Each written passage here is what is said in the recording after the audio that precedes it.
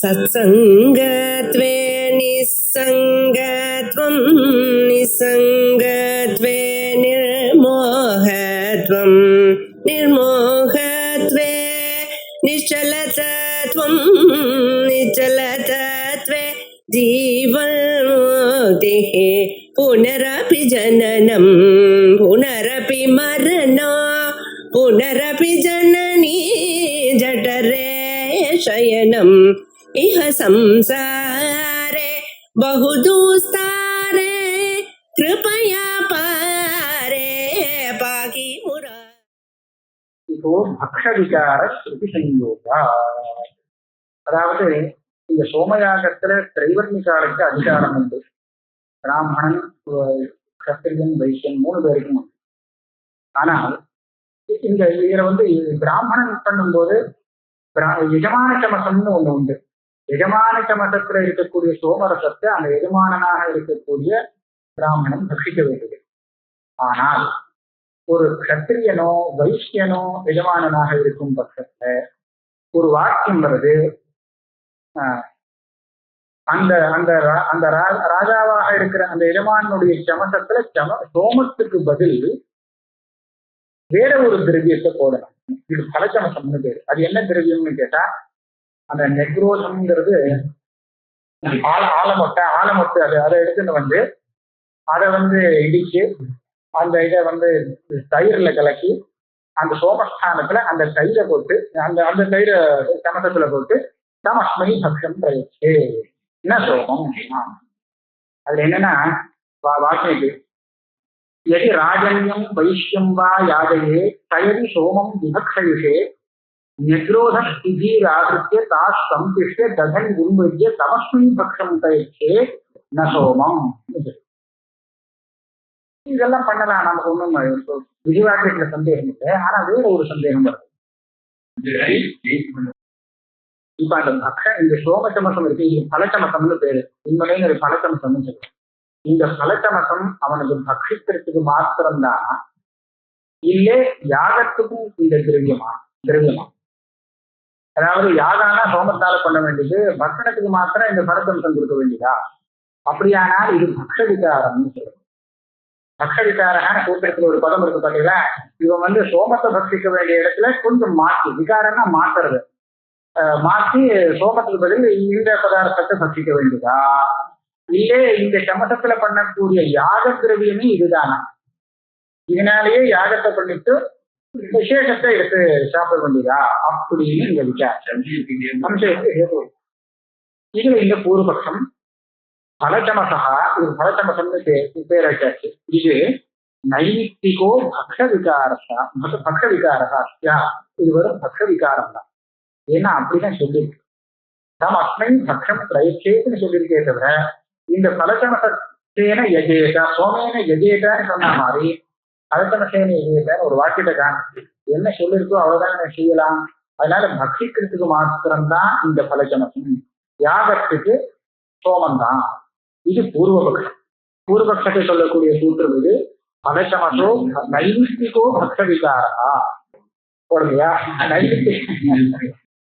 நைமித்திகோ பக்ஷ விகாரகான்னு சொன்னா ராஜனியன் அதுக்கு நிமித்தம். ஏன் இந்த மாதிரி ஒரு வித்தியாசப்பட்டது பட்சத்துலன்னு கேட்டா, அவன் ராஜன்ய கருத்திருக்கமாக இந்த யாகம் எடுக்கிறதுனாலையும் அல்லது வைஷ்ய கருத்திருக்கமாக எடுக்கிறதுனால ஏற்பட்ட பட்சத்துல ஒரு வித்தியாசம். இதுல ஹோமத்துல யாகத்துல வித்தியாசப்படாது, பக்ஷணம் தான் வித்தியாசப்படும். ஏன்னா அப்படிதான் சொல்லியிருக்கு ஸ்ருதி சங்கோகா. இது பூர்வபக்ஷம். சித்தாந்தம் என்னன்னா, வித்யா விகாரோவா சம்ஸ்காரஸ்ய ததர்த்தத்வா. வித்யா விகாரா யாக விகாரம். அதாவது சோமத்தினால பண்ண வேண்டிய யாகத்தை பலச்சமசத்தினால பண்ணினாக்க இது அதனுடைய ஒரு விகாரம் இல்லையா? இது வித்யா விகாரம் தான் இங்க விதிக்கப்படுறது, வெறும் பக்ஷம்னு இல்லை. பக்ஷிக்க மாத்திரம் இந்த விசேஷம் இல்லை, யாகத்தையும் பண்ணி பக்ஷிக்கணும். அதை எப்படி நீங்க கண்டுபிடிக்கிறேன் அப்படின்னு கேட்டா, இது சித்தாந்தம். சம்ஸ்காரத்தை ததர்த்தத்வா, அந்த பலச்சமசத்தை பக்ஷணம் பண்ண சொல்லியிருக்கு. பக்ஷணங்கிறது சேஷத்துக்கு ஒரு சம்ஸ்காரம். இதுவரையில் பண்ணிட்டு வந்த பக்ஷணங்கள் எல்லாமே சேஷத்துக்கு சம்ஸ்காரம். இப்படிதான் சேஷ பிரதிபத்தின்னு தான் சொல்லிட்டு வந்திருக்கோம். அதே பக்ஷணத்தை பலச்சமசத்தை பண்ண சொல்லியிருக்குன்னு சொன்னால் அந்த பலசமசமும் வித்யா சேஷமா யாக சேஷமாக இருந்தா தானே அந்த சம்ஸ்காரம் வர முடியும். சம்பந்தமே பெறாத ஒரு வஸ்துவுக்கு சம்ஸ்காரம் பண்ண முடியாது.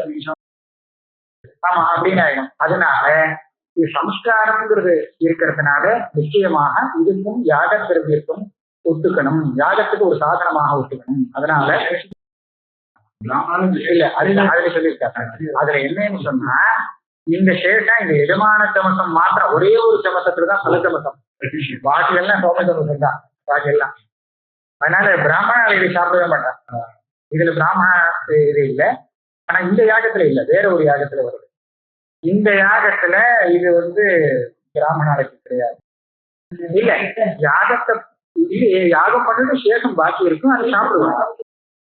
இல்ல சமசத்தினாலேயே யாகமே பண்ண வேண்டியது, அதனாலேயே பண்ணி நிச்சயம் இருக்கிறது. இந்த சமசத்துக்கு மற்றும் அந்த அது 10 சமசம் இருக்கு. அதுல ஒண்ணுதான் எஜமானுடைய சமசம். அப்புறம் ஒரு தடவை ஆயிடுச்சுன்னா திருப்பி கிரகிச்சு வேற தேவதைக்கு பண்ணோம்னா அதுவும் உண்டு. அந்த சேஷம் இருக்கிறதே அதுல இன்னும் கொஞ்சம் உண்மையினம்னு பேரு. இன்னும் கொஞ்சம் சோமரசத்தை எடுத்து விட்டுட்டு வேற தேவதையை கொண்டு அதெல்லாம் விசாரிச்சாரு. அதாவது இப்ப 2 சேஷம் ஆயிடுச்சு, அது எந்த தேவதையை சொல்லி வச்சிக்கணும் அப்படின்ல 2 தேவதையோட சேஷம் ஆயிடுச்சு, அதெல்லாம் விசாரிச்சிட்டேன். வித்யா விசாரோவா வாங்கிறதுனால சித்தாந்தத்தை சொல்றது இது யாகத்தினுடைய வித்தியாசம் தான். விசாரம்னா வித்தியாசம்னு வச்சுக்கோம். சோமத்தினால பண்ண வேண்டிய இந்த யாகத்தை பலசமசத்தினால பண்ண வேண்டியதுங்கிறது தான் இங்க தாத்பரியம். ஏன்னா இந்த சம்ஸ்காரம், பக்ஷணங்கிறது ஒரு சம்ஸ்காரம். சம்ஸ்காரம் எடுக்கப்படுறதுன்னா யாகத்துக்காகத்தான் உபகாரம். யாகத்துல உபயோகப்பட்ட அந்த திரவியத்துக்கு சம்ஸ்காரமாகத்தான் பக்ஷணம் சொல்லப்பட்டிருக்கு. அதனால யாகம் சொல்லாட்டாலும் இதுல இருந்தே நம்ம ஊகிச்சுக்கலாம் அப்படின்னு. அதோட நிக்கல இந்த இடத்துல யாகம் இருக்குங்கிறதுக்கு பல யுக்திகள் இதுக்கு மேல சொல்லிட்டே போறாரு. ஹோமாது இதுக்கு மேல ஒரு வச்சனம் இருக்கு, ஹோம விசேஷ வச்சனம் இருக்கு. யதா அந்யாம் சமசான் யுக்பதி அசை தஸ்ய கர்ப்ப கருணக்கேன உபசக்தி யுகோதி. அதாவது அந்யாம் சமசான் யுக்பதி 10 சமசங்கள் இருக்கு இல்லையா, அந்த 9 சமசத்தை அவன் ஹோமம் பண்ற அதே காலத்துல இந்த இப்ப சொன்ன இந்த பலச்சமசம் இருக்கு. பலச்சமசத்துல அந்த கர்ப்பத்தை வச்சுக்கணும். கர்ப்பத்துல கோமலமா இருக்கக்கூடிய ஒரு கட்ட கர்ப்பம் இல்லை, அந்த மாதிரி கர்ப்பத்தை வச்சு அப்புறம் ஹோமம் பண்ணணும்னு சொல்லி. இப்ப இது பக்ஷணத்துக்காக மாத்திரம் வந்த பதார்த்தமாக இருந்தால் இந்த ஜுகோதி ஒட்டாது இல்லையா, அதனால இது யாகத்துக்கும் உபயோகப்படக்கூடிய பதார்த்தமா இருக்குன்னு தெரியுது. கர்ப்ப தருணத்தேன உபஹத்திய ஜுகோதி. அந்த கர்ப்ப தருணகத்தை உபஹத்தியன்னு இருக்கு. உபஹத்தியன்னா அதனால ஏதோ கலக்கணமோன்னு நினைக்கிறேன். அதை வச்சு ஹோமம் பண்ணா என்னென்ன விஷயம் தெரியல. இந்த மாதிரி ஹோமம் பண்ணணுங்கிறது இருக்கு, அவ்வளவு தெரியும்.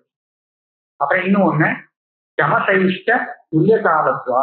அது ஒண்ணு. எதா அந்யான் சமசான் உண்மையன்றி அசைனம் சமசம் உண்மையன்றி. இது வேற. ஹோமம் பண்றதுக்கு மற்ற சமசங்கள்லாம் ஹோமம் பண்ணும் போது இதையும் சேர்த்து ஹோமம் பண்ணணும் அப்படின்னு ஒண்ணு வந்துதான். இன்னொன்னு சொல்றது, இதே சமசங்களை அடுத்த தடவை திருப்பி ஹோமம் பண்றதுக்கு அதுல திருப்பி நிரப்பணும் சோமரசத்தை. அப்பதானே இதுல திருப்பி ஹோமம் பண்ண முடியும். அப்படி அதுதான் உண்மையை நம்ம பேர். அது பாத்திரத்துல புரிஞ்சு வச்சிருக்கக்கூடிய அந்த சோமரசம் பெரிய பாத்திரத்துல இருந்து எடுத்து இதை நிரப்பிக்கு சோம உன்னயனம் அப்படின்னு பேர்.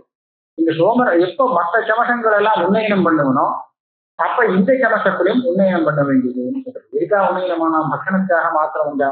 அதனால அதெல்லாம் எப்படி யாகத்துக்காக பண்றானோ அதே மாதிரிதான் இதையும் யாகத்துக்காக பண்றான் அப்படிங்கிறது இதுல இருந்தும் தெரியுது. சமசைஷ்ட துல்லிய காலத்வா. இன்னொன்னு லிங்க தரிசனாச்சு. இது வெறும் பக்ஷணம் இல்லை, இந்த யாகம் இருக்குங்கிறதுக்கு இன்னும் ஒரு அடையாளம் காமிக்கிறேன். என்ன சொல்றாருன்னா இந்த வாக்கியத்திலேயே தமஸ்மை பக்ஷம் பிரயட்சே ந சோமம். இந்த எஜமானனுக்கு இந்த பலசமசத்தான் பக்ஷமாக கொடுக்க வேண்டுமே தவிர சோமத்தை கொடுக்கக்கூடாது. இந்த 2 வாக்கியம் இருக்கு. இந்த பலசமசத்தை பக்ஷமாக கொடுக்கணும், சாப்பிட கொடுக்கணும்னு ஒண்ணு, சோமத்தை கொடுக்கக்கூடாதுன்னு ஒண்ணு. இது 2ம் தனித்தனி விதியாக வச்சிருந்தோம்னா அப்ப வாக்கிய பேதங்கிற ஒரு தோஷம் வரும். அப்ப அந்த நகோமுங்கிற இந்த பதம் இருக்கு, இது பூர்வ வாக்கியத்தோட சேர்ந்து இருக்கிறதுனால அது அனுவாதம்னு சொல்றது. அனுவாதம்னா இதை கொடுத்தா அது கொடுக்கலங்கிறது தானா சித்திக்கும், சோமம் அவனுக்கு கிடையாதுங்கிறது தானா சித்திக்கும். அதையே இந்த வாக்கியம் அனுவாதம் பண்றது. அனுவாதம்னா பிராப்தத்தை கட்டம். இந்த பட்சமாக அவனை கொடுக்கணும்னு சொன்னா சோமம் கொடுக்கக்கூடாதுன்னு தானா தெரிஞ்சுக்கணும். அப்படி இருக்கும்போது நசோமுங்கிற இது இருக்கு, இது ஒரு அனுவாதம். இப்போ பாருங்க, இந்த சமசத்துல இந்த பலசமசமானது யாகத்துக்கு உபயோகப்படுறதாக இல்லேன்னு இருந்தால், அப்ப இந்த எஜமான சமசத்துல ஒரு சோமயாகம் வரத்தானே வரும். அப்ப அந்த சோமத்தை இவன் பக்திக்குதானே ஆகலாம். அப்ப எங்க நசோமம்னு எப்படி அனுவாதமாக முடியும் இல்லையா? இதுல இருந்து என்ன தெரியறதுன்னு கேட்டா, அந்த சோமத்துக்கு பதில் வந்ததுதான் இதுதான் யாகத்துக்கும் சாதனமாக இருக்கு. அப்பதான் நசோமங்கிறது அனுவாதமாகும். இல்லாட்டா அந்த நசோமம்னு புனிஷ்ட இன்னொரு விதியாக, இவனுக்கு மாத்திரம் சோமத்தினால யாகம் பண்ணினால் கூட பக்ஷத்துக்கு சோமம் கொடுக்கக்கூடாது அப்படின்னு ஒரு விதி, புது விதியாக வேற கல்பிக்க வேண்டியிருக்கும். அதனால அனுவாதம்னு சொன்னா லகு, ரெண்டு விதின்னு சொன்னா வாக்கு பேருங்கிற தோஷம் வருமா. அதோட சேர்ந்து படிச்சிருக்கும் போது இது தனி வாக்கியமாக எடுக்காம அதோட சேர்ந்த வாக்கியமாக சொல்லணுங்கிறது சூத்திரக்காரருடைய அபிப்பிராயம். ஆக இந்த விசாரம் முடிஞ்சது. அந்த பலச்சமசம் யாகத்துக்கும் உபயோகப்படும். கேட்க சோமம் மாதிரி எல்லா காரியமும் அதுக்கும் உண்டு, பக்ஷணமும் உண்டு. ஆனா சோமத்தினால பண்ணக்கூடிய எல்லாமே இந்த பலச்சமசத்தினால பண்ணி ஆகணும். இந்த சமசத்தினால ஹோமம் உண்டு, பலச்சமசத்து அந்த பதார்த்தத்துக்கு ஹோமம் உண்டு, அதே ரசிக்க வேண்டும். அதான் ஒரே ஒரு சமசத்துல தான், பாக்கி எல்லாத்துலயே சோமம் தான். இந்த ஒரே ஒரு சமசத்துல மாத்திரம் இது வரும், எஜமானனா இருக்கிறதுனால. யாகத்தினுடைய இது விசேஷம் தான். இது வித்யானா யாகம், விகாரா அது வித்தியாசமா செய்யக்கூடியது. சோமத்தால பண்றது இதனால பண்ண வேண்டியது. அதனால யாகத்தினுடைய விசாரம் தேவதை திரவியம் தான் மாறுது. அதுக்கு அடுத்தது ராஜசூயாந்தர்கதம். இது ராஜசூயத்துல தசபேயகான்னு ஒரு சோமயாகம். தசபேயகான்னு அதுக்கு பேரு. ராஜசூயங்கிறது என்னன்னா, அது பெரிய யாக சமுதாயம். அதுல நிறைய யுக்திகள் இருக்கு, பசு யாகங்கள் இருக்கு, நிறைய சோமயாகங்கள் இருக்கு. எல்லாம் மொத்தமா சேர்த்து ராஜசூயம். அதுல தசபேயம்னு ஒரு சோமயாகம். இந்த சோமயாகத்துல என்ன சொல்லிருக்குன்னா, சதம் பிராமணா திகந்தின்னு ஒரு, சதம் பிராமணா சோமான் அக்ஷயந்தி. 100 பிராமணால் அங்க இருக்கக்கூடிய சோமரசத்தை சாப்பிடணும். அதுல இன்னும் ஒண்ணு அதோட சேர்த்து ஒரு விசேஷம், தச ஏகைகம் சமசம் அனுப்பிரசர்பந்தி. 10 சமசம் மொத்தம் சதம் பிராமணாக பக்ஷயந்தி. அதுல ஒவ்வொரு சமசத்திலையும் 10 பிராமணால் அதை தொடர்ந்து போகணும் அப்படின்னு சொல்றது. தொடர்ந்து எதுக்காக போனோம்னா பக்திக்கிறதுக்காக. ஒவ்வொரு சமசத்திலையும் 10 பேர் பக்திக்கணும். ஆக 10 ஜனத்துல பக்திச்சா 100 பேர் ஆயிடுச்சு. இதான் சதம் பிராமணாக பக்ஷயந்தி. மாதிரி நிற்கணும் வைத்தியா, அதுதான் பிரசர்பந்தி. நம்ம இதுல சதம் பிராமணா பக்தின்னு வருது. இதுல எல்லாம் அர்த்தம் ஒன்னேதான், ஒரே இதுதான். இதுல என்ன விசாரம், இது ராஜசூயம் இல்லையா? அப்படின்னா எஜமானன் நிச்சயமாக ராஜாதான். அப்படின்னா அந்த பலச்சமசம் தானே வரும். இங்க பலச்சமசம் தான் வரும். இந்த எஜமான சமசம் இருக்கு. 10 சமசத்துல ஒரு சமசம் எஜமான சமசம். அந்த எஜமான சமசத்துல இப்ப சோமம் வராது. ஏன்னா அவனுக்கு பலச்சமசம் விசேஷமா சொல்லப்படும். அப்படியானா இந்த வாக்கியத்துல நீங்க கொஞ்சம் இப்படியே அர்த்தம் பண்ணக்கூடாது, கொஞ்சம் மாட்டான். சதம் பிராமணா சோமான் பக்தி வராது. பலச்சமசம்னா ஒண்ணு, அதாவது 9 சமசம் சோமசமசம், 1 பலச்சமசம். அப்போ 100 பேர் பிராமணாவை சொல்றது சோமான் பக்தின்னா சோம பலச்சமசம் அப்படின்னு சேர்த்துக்கணும். அதிகமா சோமம் இருக்கிறதுனால சோமம்னு சொல்லியிருக்கே தவிர எல்லாமே சோமம்னு அர்த்தம் இல்லைன்னு வச்சுக்கணும். அதே மாதிரி இந்த பிராமணாக சொல்ற இடத்துலையும் நாம மாத்திக்கணுமா வேண்டாமா? அந்த பூர்வபக்ஷி என்ன நினைக்கிறாங்கன்னா, அந்த 9 சமசத்துல இத்தனை பிராமணால் பண்ண வேண்டியது. ஆனா 1ல மாத்திரம் 10 ராஜன்யாகம் சத்தியாவை பக்திக்க வேண்டியது. ஆக சதம் பிராமணான்னு சொல்லியிருக்கேன்னா ஆதித்யா இது 10 தானே, அவ 90 பேர் இருக்காரு. அதனால எல்லாத்தையும் சேர்த்து சோமான்னு சொன்ன மாதிரி பிராமணான்னு சொல்லியிருக்கேன்னு பூர்வபக்ஷி நினைக்கிறாங்க. இதை சொல்றது அனுப்பிரசர்பிஷு சாமான்யாத். அனுப்பிரசர்பேயுன்னு சொல்லிருக்கு. யாரு பின்னாடி போய் நிக்கணுமோ நிக்கணும்னு சொன்னாரு, அவளுக்கு அனுப்பிரசர்பிஷைன்னு தெரியும். இந்த அனுப்பிரசர்பிகள்ல ஒரு சாமானியம் இருக்கு, ஒரு சாதிருஷ்யம். ஆமா, அதை வச்சுட்டு தீர்மானம் பண்ணணும். ஏன்னா ராஜன்ய சமசத்துல ராஜா தானே கட்சிக்கிறோம் கத்திரியன். அதனால அதுல 10 பேர் பின்னாடி போக வரும். அதே மாதிரி இருக்கணும். மற்ற இதுல எல்லாம் பிராமணால் இருக்கிற அங்க பிராமணால் இருக்கணும். ஆக 10 + 90 சேர்த்து தசம் பிராமணாகனு சொல்லியிருக்கு. அங்க பிராமணாக சொன்னது பாகுல்யா. அதே மாதிரி சோமான் பக்ஷயந்திங்கிறதும் பாகுல்யா. நிறைய சோமம் இருக்குங்கிறத வச்சு சொல்லியிருக்கு. இது பூர்வபக்ஷம். அப்படிதான் பண்ணணும். ஏன்னா எங்க திடீர்னு கிடைக்கல. இல்ல ரிஷிக்கு சோமயாகத்துல 16 பேர் இருக்கு. ஆனா 100 பேர் கிடைக்காது. 100 பேர் முன்னாடியே தயார் பண்ணி வச்சு ராஜா.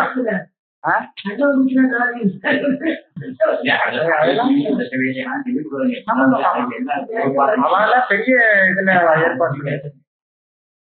பிராமணாவா துல்லிய சப்தத்வா வானா ஏவா. இப்ப இந்த இடத்துல எல்லா 10 சமசத்தையும் பட்சிக்கிறது பிராமணால் தான். ஒரே ஒரு சமசத்துல 10 கஷத்திரியாங்கிறது கிடையாது.